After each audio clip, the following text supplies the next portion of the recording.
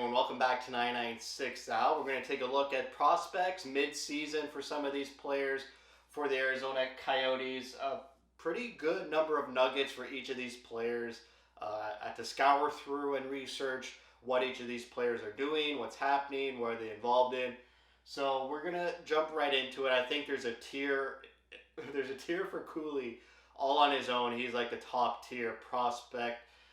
Probably, maybe 3 or 4 tiers, but I think no prospect is as close and as impactful yet as Logan Cooley. Plays in the NCAA for the University of Minnesota, first place in the NCAA.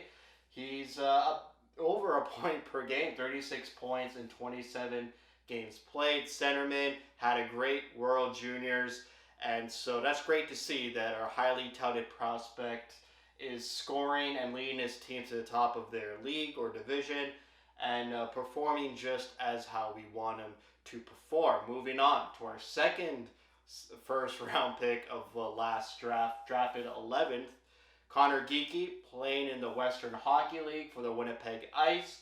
So for him, he's at a point per game pace, 41 points, 41 games played, another centerman, big centerman. However, his point pace is a bit lower than last season. He had 70 points in 63 games last season, but only 24 goals in those 63 games. So he's scoring at a higher rate in terms of goals, but in overall points, it's a bit down. Maybe that's due to change in teammates and chemistry. But for me to see that he's eclipsing his goal per game pace, I'm not worried about Geekie. I'm happy that he's got almost a half goal per game pace in his league. He's going to take a little bit longer than Cooley. When you listen to Bill Armstrong, he puts Cooley in his own category. That we might even see Cooley at the end of his college season, depending on how far the University of Minnesota goes in their playoffs. But he always mentions like Geekie and Lamoureux as long-term projects. They're going to have to season a bit and develop longer than Cooley. So keep that in mind. Geekie shouldn't really be on the Coyotes next season. Anything could happen. So, but I would put my bets on he's going to develop a bit more next season. Moving on to Lamoureux, rounding out the 3 first-round picks last draft, is our first D-man, Lamoureux. He was injured this season. He plays in the Quebec Major Junior Hockey League, but he's back. He's got 7 points in 13 games played. Plays for Drummondville in the Quebec Junior League. And last season, he was on the same half point per game pace, so he's maintaining his same pace. I would be, curious to see at the end of his full season where his points are at. But yeah, he had a major injury, which is also why he didn't participate in the prospects tournament that Langlois did. So that's why you didn't see him there. He was injured, nursing an injury, but glad he's back. Hopefully rehabilitated properly and efficiently, and he continues his half-point game pace in terms of points, and maybe eclipses that at the end of the season. Moving on to one of my first disappointments, honestly, in looking at all these prospects, is Julian Lutz. Forward, 6 points in 16 games played, no goals in the German league. Last season, he had 3 assists or three points actually in 14 games played. So I don't know if it's a German league thing that players don't play a lot, or if he's injured. This guy's only played 94 professional games since the year 2020, which is really low. Like, I want prospects to play as much hockey as possible, play in tournaments. This guy, like I said, only 14 games last season, 60 games so far this season. Not really good. I mean, you want players to play as much hockey as possible. Speaking of me, I get better every game I play in my beer league, and I play about 25 games a season, and every game I get it a little bit better, a little bit better. So want these guys to play a lot of hockey. It is a bit concerning. Not sure if there's an injury there, but for a second-round pick, he's really not performing like a second-round pick, which is why he's probably my most disappointed prospect we have on this board. You're a second-round pick. There's third-round picks, fifth-round picks, seventh-round picks that are doing better and progressing better than a recent second-round pick. So I know the Coyotes, they had a lot of second round picks last year. Maybe not this year. We'll see how the trade deadline works out. But the next year after, we have another bunch of second round picks in the 2024 draft. So you got to, I know it's throwing a dart at a board, but, in second round, you should be a little bit better than this. So maybe my expectations are too high for Lutz.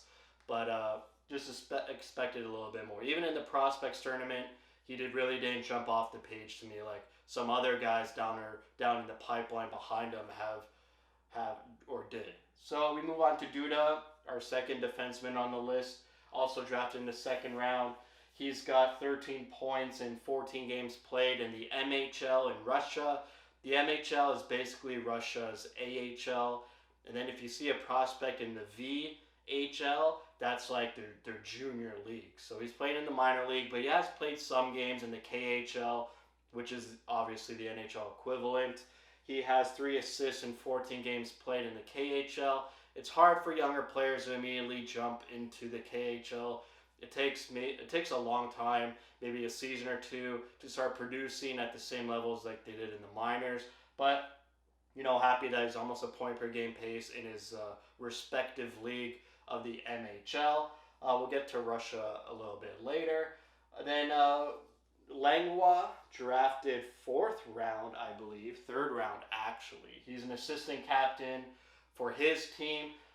27 points in 39 games played. The Quebec League is a high offense type league, so some numbers are a bit inflated for some players, but those are pretty good numbers for a defenseman. And what's interesting is he's got 10 points in his last 12 games since being traded. He was playing on one of the bottom teams in the Quebec Junior League and then got traded to the first place team. Yes, first place team. So that's good. I like when that happens. There's another player, it's right after Matika. These players are being traded to a higher team in the standings. So that means to me, translation is he's a good young player who's going to help this top team push into playoffs and get better, and they see something in him that they want to acquire him. So that's good. When your prospects are getting traded to a higher team, that's always good news. And like I said, I liked him in the development camp and the rookie tournament. He was pretty much our only outstanding defenseman because we pretty much, our defenseman prospect pipeline is pretty poor. So I'm excited for Langlois. I'll keep an eye on him a little bit more. He's first place, like I said, in his league, the Quebec Ramparts, I believe. So good for him. Hopefully they have a strong playoff. Maybe they go to the Memorial Cup and they play like the winner of the Western Hockey League and Ontario Hockey League. So I'll keep an eye on that to see which Coyotes prospects might be in the World Cup, Memorial Cup tournament, excuse me. So great for Langlois. It's great to see, what I say, a 3rd round pick excelling and progressing really well, better than a 2nd round pick. I'm picking on him way too much. I'll move on from Lutz. So speaking of Matika, 38 points in 32 games played in the United States Hockey League. He is currently 7th in scoring in that whole league. So that's great to see. Would round did he get picked? Another 3rd round pick. So putting up great numbers, top 10 in his respective league in terms of points. He got traded from last. He was on the last place team and got traded to the 4th place team now in the standings. So again, it's great to see prospects getting traded, getting scouted, getting procured for a team to push for the playoffs and just make their team better by acquiring good talent. So it's not just the Coyotes that see talent in these players. It's also teams in that league see that these players are good and acquiring them for their playoff push. So great to see that as well. He's committed to the NCAA next year for the University of Denver. So another NCAA guy. We got a bunch of NCAA guys. I think that's this trend the Coyotes are going towards recently. Our most famous college player on the Coyotes is Clayton Keller, who played for Boston University. So I like the NCAA trend and pathway to the NHL. The only negative for me for NCAA, and we'll get into that with Doan, is they can't participate in like their NHL clubs extracurricular things. Like you won't see them at developmental camp. You won't see them in the rookie tournament. It's like once you're locked into that NCAA contract, you could only play for the NCAA. You can't, be called up, play in off-season training camp type situations for your NHL teams. So that's why we didn't see Cooley in the rookie tournament, but we did see guys like Geeky there because he's not in the NCAA, he's in Canada. So that's the only wrinkle I really don't like about NCAA. But speaking of Doan, a little bit concerning with Josh Doan. He's taking a step back in terms of point production. He had 37 points in 35 games played last season. So he's a point per game player. This season, he's lower than that, 22 points in 29 games played. He is the captain of ASU. He plays at Mullet Arena, which is funny. It's always funny to think about that. But yeah, maybe taking a step back. ASU's not doing too well. They're not even in the top 20 in terms of Division I standings for NCAA, where Cooley's number one. I already mentioned that. But yeah, big concerning for Doan. I want him in the Coyotes program and just around the Coyotes more. Like I already mentioned, the NCAA prevents that. So I hope next season Doan is part of developmental camp, part of the rookie tournament, goes down to Tucson, and just is around the organization a bit more. I know he's almost part of the organization playing in the same arena, but just want Doan around the team a little bit more. Maybe the team could get something out of him, unlock something to get him back to being a point per game player or just being an effective and more of an impact player. We'll move on from Doan to Lipkin, 7th rounder, and he's making some waves. Last season in the USHL, he was like Matika, who was at the top in terms of goal scoring in that USHL league. Now he's in his first year in the NCAA for Quinnipiac, which I believe is a top 3 team as well, just behind Cooley's Minnesota team. 24 points, 24 games played, 7th rounder. Like I said, here's a 7th rounder who's performing well, progressing well, had a great last season in the USHL, goes into college, his first year, he's producing really well at a point per game pace. That's what I like to see. I'm not seeing that out of Lutz, and it's unfortunate that Doan took a little bit of a step back, but hopefully all is well with Doan. But glad to see a 7th round pick in 2021 working out pretty well. Good job by the drafting team there. Then we go to Mannix Landry, a centerman. He was pretty much our center depth before last draft, where we picked up Geeky and Cooley. He's got 4 points in 12 games played in the Quebec League. He was also nursing an injury, and so he's back playing. And unfortunately, he was traded in the opposite way from Langlois and Matika. He was traded from a middle to top team to a bottom team. He joins Lamoureux in Drummondville, so that's a good synergy to have 2 Coyotes prospects on the same team in junior. He was captain of his previous team, and he was traded, so not sure about that. Doesn't really sit well with me, but I don't know the context.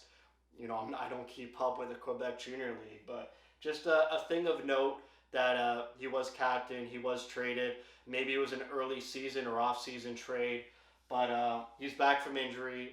Just hopefully he ups his point production moving forward. Then we go to our first goalie on the board, drafted in 2021, 4th round pick, Korhonen. He played 5 games for the Tucson Roadrunners last season, which was a bit unexpected. Usually goalies take a longer time to get some AHL time, but with all the injuries and miserableness around the Roadrunners, Coyotes had to call up Prozatov and Kozhanaj last season for brief moments, so Tucson was left with nobody. So he played a couple games there. He's in Finland, only played 8 games. Goalie numbers not too good, so just keep an eye on him, his development. There's only so many goalie prospects. Everyone knows about Prozatov in Tucson right now. And then we have David Tendek, Anson Thornton, I'll get to later, and Korhonen. So those are 4, 5 goalie prospects you should be aware of. And there's pretty much no other goalies in the Coyotes pipeline other than those guys. Moving on to our second Russian in our prospect pool, Fedotov, who just extended his KHL contract, which includes next season as well. So we won't see him in North America until at least the 2024 off season. So he's got another year in Russia. He's got 12 points in 34 games played in the KHL. So he's at least playing in the NHL equivalent in Russia, as opposed to Duda, who's in, going back and forth between the minors and the KHL. What is bothering me a little bit is if the Coyotes, depending on the draft lottery, where they end up, if they're faced with making the decision of Michkov or some big centerman like Carlson or Will Smith, I'd rather they go with Will Smith. And Carlson, Michkov is signed in the KHL for like 2 or 3 more years. I don't like that. I want our 2023 high draft pick to be an immediate impact player. If not immediate, then like Keller and Cooley, who only take 1 season to develop and then they're, on the Coyotes the next year. Or like Dylan Guenther. He played 1 year junior after being drafted and then immediately gets put on the Coyotes. I want our 2023 player to be that. I don't want to wait another 2 or 3 years for this prospect to develop, but you never know. I really don't know what Bill Armstrong's dream and vision is moving forward. Maybe it could be like, hey, I could do another 3 years of rebuilding, but I don't think the fans really want another 3 years of intentional tanking. I think this could be, the last year to tank and then see where all the cards fall moving forward. No really high expectations moving forward, but just no intentional tanking moving forward. I think that's where I'm at. We'll see how the lottery and the next draft goes before I solidify that position. But, Russia's an interesting place, to say the least, recently. Players stay there a long time. You don't really get familiar with them. They don't play in North America, so you're not close to them. So it's a bit of a wash, and scouts are having trouble scouting Russian players nowadays. So it's pretty much all on video. So, there's a lot of context around Russian players where I rather they get a different type of player in the upcoming draft. Then we go to some, draft picks made from the Thou Shall Not Be Named. John Shaika, 2019's Farinacci, 2019's Atu Rat-T. I think it's Rat. Some people say Rat-2. His brother just got traded in that Horvat trade with the Islanders. And I saw some people pronounce it as Rat-2, but Hockey Reference pronounces it Rat-T. So take your pick there. We'll start with Farinacci. He's been battling a lot of injuries. He hasn't played a lot of hockey due to COVID, and like I said, the injuries. He's got 1 more year of eligibility in the NCAA, another NCAA guy. But since coming back from injury, he's got 7 points in 6 games played, plays for Harvard. He's the captain of Harvard, if I'm getting that correctly. Yes, he is. Like I say, he's got 1 more year in college. I think his not contract, but his rights to the Coyotes will expire at the end of this season. He's not signed by the Coyotes, which is why you never see him around the Coyotes. He's unsigned. I think Rat-2 is unsigned as well. So you don't see these guys around the Coyotes. What these players could be is additions in trades. I would not be surprised if I see both of these guys or one of them in a trade in the next couple weeks. They could be just throw-in prospects where a team could take a flyer and be like, you know what, yeah, we'll take him under our wing. He's sort of, he had a bad injury, but he's a point-per-game player in college. He's got 1 more year in college. We could wait, whereas the Coyotes, maybe don't want to spend money in signing a contract with him and just want to move on. Bill Armstrong has no attachment to these 2 players. They're, like I said, they're draft picks from a previous regime. So, they could be throw-ins in a trade, like I already said. So keep an eye on them. Don't focus too much on them. They might not even be part of the Coyotes after the end of this off season and into the off season. Rat-2, 28 points in 39 games played in Finland. He's playing for the same team that Michelli, Välimäki, and Barrett Hayden played for in Finland. So that's maybe the Coyotes have a partnership with that Finland team. Another prospect in Finland is Liam Kirk. He was a teammate of Tendek in the East Coast Hockey League with the Atlanta Gladiators.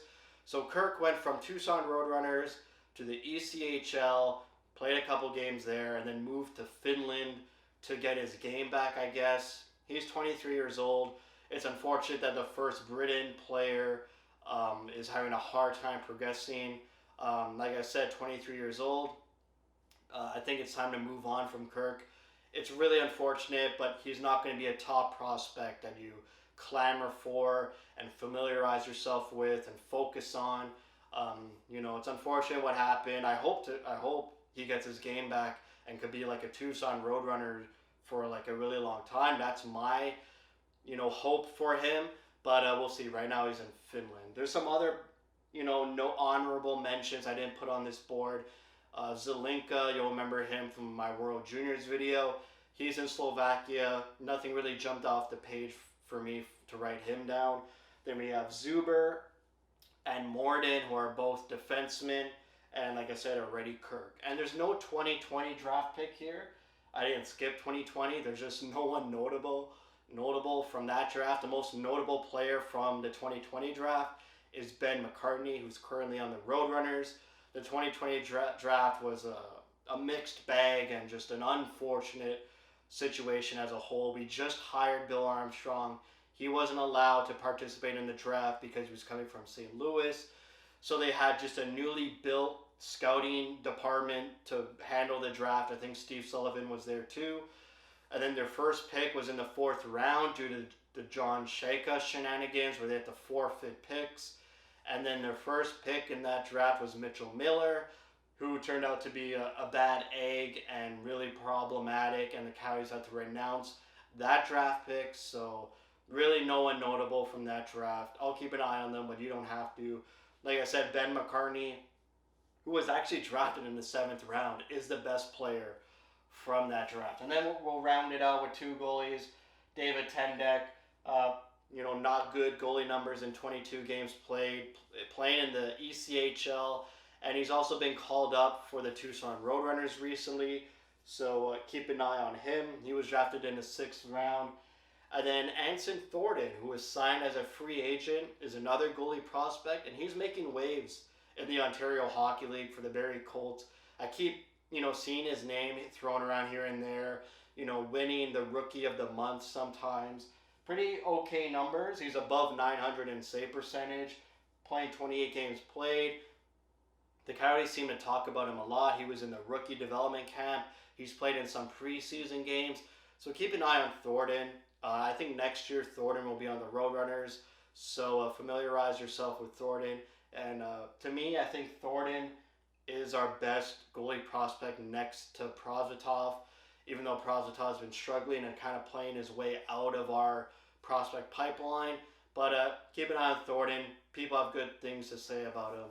And that's about it. A big board, about 15, 16 players on this board. I'll do a recap in the offseason, how all their seasons finished, who went to the Memorial Cup, who won their league championship. Maybe Cooley jumps to the Coyotes at the end of his season in college. A lot of things to be excited about. Everyone's performing relatively well, progressing relatively well. Maybe a few back steps in Lutz and Doan, but no problems with anyone else. And unfortunate injuries for Landry and Lamoureux. Hopefully they recover and perform better than their historical pacing. So that's it for me. Thank you for watching. If you like what you see, spread the word. And as always, thank you for your support.